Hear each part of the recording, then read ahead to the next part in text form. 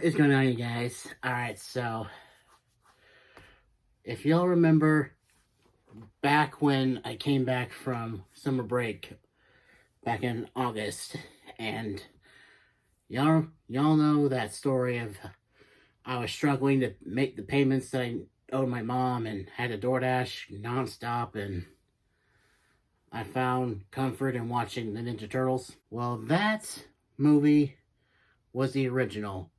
This one, the sequel, was actually the one I saw before the first one. So, I've actually been wanting to talk about this one because they make a lot of changes in this one from the original. So without further ado, here's my review of Teenage Mutant Ninja Turtles 2, The Secret of the Ooze. So, the Turtles are on a mission to prevent the Foot Clan, because yes, they're still around, from finding the remaining canisters of ooze that turned the Turtles and Splinter into what they are today. And one scientist that was there when the ooze was first created is kidnapped by the Foot Clan. And honestly, this movie, I'm just gonna say it, is way more kid-friendly than the first one. There's no cursing. They don't even use their weapons. Like, what is even the point of them carrying their weapons if they don't use them? At one point, Donnie even does this during the opening.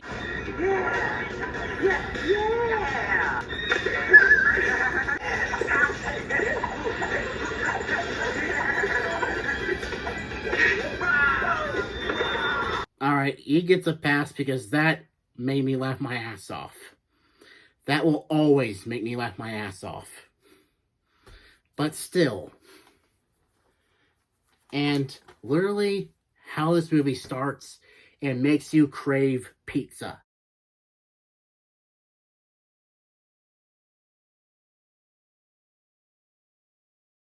A Ninja Turtles movie, you say? Once the Foot Clan find the last remaining canister of ooze. The Shredder, who's returned. Master, we rebuild the foot? No. There is only one thing next.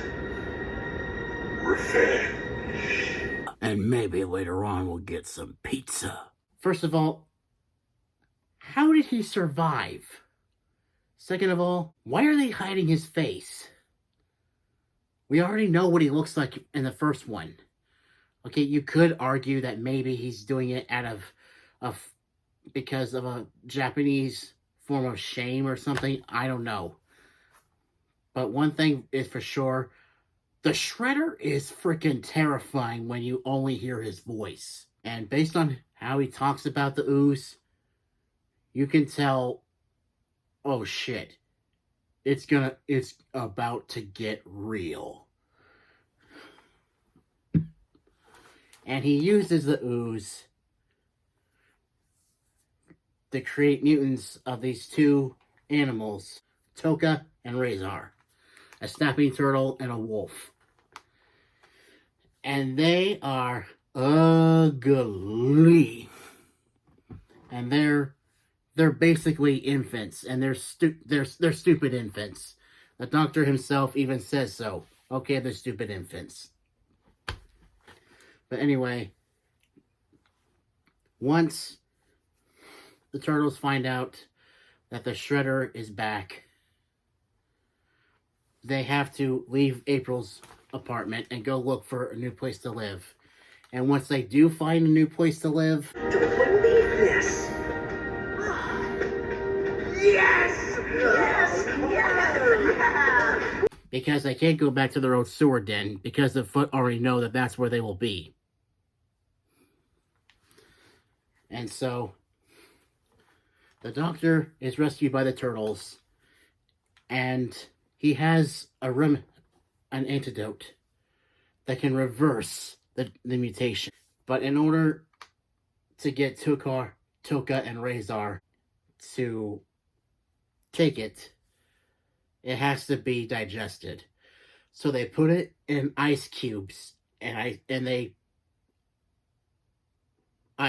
can't even. Traditional pre-fight donut. Yeah. It's supposed to be pizza. Like, no shit. Traditional pre-fight donuts? I think the Foot Clan, members of the Foot Clan's response is pretty spot on. Even if it is just a setup, it is ridiculous to say out loud. And of course, Toka and Razor, the stupid infants, actually find the ice cubes by squishing a donut and seeing the cube, and the turtles do find a way to reverse the mutation when the fight is moved over to a nightclub nearby. Okay, sure. That has, I'm not even kidding, has Vanilla Ice performing in it. Again, just going with it. They use fire extinguishers. If it was that simple, then why didn't they use fire extinguishers in the first place?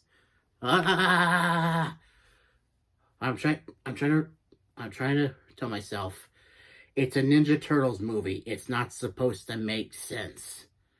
Anyway, so after Toka and Razor are back to being their original forms, the Shredder uses the Ooze to become the Super Shredder. And the turtles don't even lay a hit on him. The fight is moved towards a nearby dock, and the dock collapses, and the turtles jump in the water, and they survive.